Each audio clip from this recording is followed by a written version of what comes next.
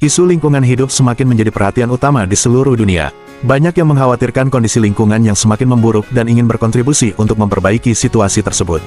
Konsep 3R adalah salah satu cara yang efektif untuk mengurangi dampak negatif pemanasan global.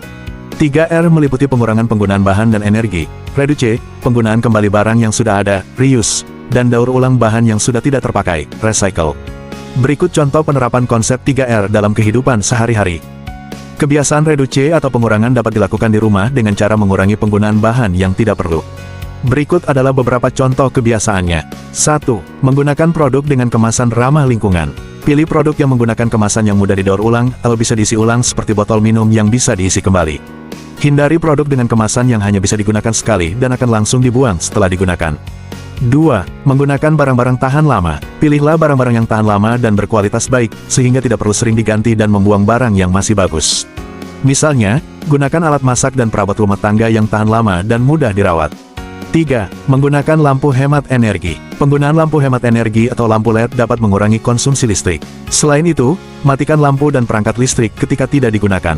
4. Mengurangi konsumsi air. Kurangi penggunaan air dengan cara mematikan keran saat tidak digunakan, memperbaiki keran yang bocor, dan menggunakan shower dengan aliran air yang rendah.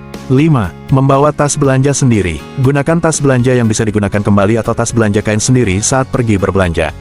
Hindari penggunaan kantong plastik sekali pakai yang tidak ramah lingkungan. 6. Mengurangi konsumsi kertas. Kurangi konsumsi kertas dengan cara menggunakan email untuk mengirim dokumen atau mencetak dokumen dengan ukuran huruf yang lebih kecil.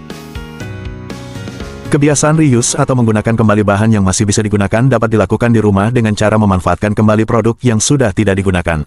Seperti 1. Menggunakan kembali kantong belanja. Kantong belanja yang sudah tidak digunakan bisa digunakan kembali sebagai tempat sampah atau sebagai tas belanja yang bisa digunakan ulang. 2. Menggunakan kembali botol plastik bekas. Botol plastik bekas bisa digunakan kembali sebagai wadah untuk menyimpan air minum, atau bisa diisi ulang dan dibawa saat bepergian. 3. Menggunakan kembali kertas bekas. Kertas yang sudah tidak terpakai bisa digunakan kembali sebagai memo atau catatan kecil. 4. Memanfaatkan kembali baju yang sudah tidak terpakai. Baju yang sudah tidak terpakai bisa dimanfaatkan kembali sebagai lap untuk membersihkan perabotan atau sebagai bahan dasar untuk membuat tas atau bantal. 5.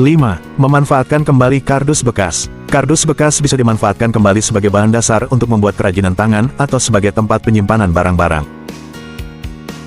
Ada banyak kebiasaan recycle atau mendaur ulang sampah menjadi bahan baku yang bisa digunakan kembali yang dapat Anda lakukan di rumah dengan cara 1. Memilah sampah. Memilah sampah adalah langkah awal untuk dapat mendaur ulang sampah. Pisahkan sampah organik dan sampah anorganik, kemudian pisahkan sampah anorganik berdasarkan jenisnya seperti kertas, plastik, logam, dan kaca.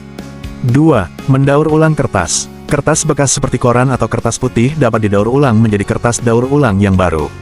Gunakan kertas daur ulang untuk mencetak atau membuat catatan.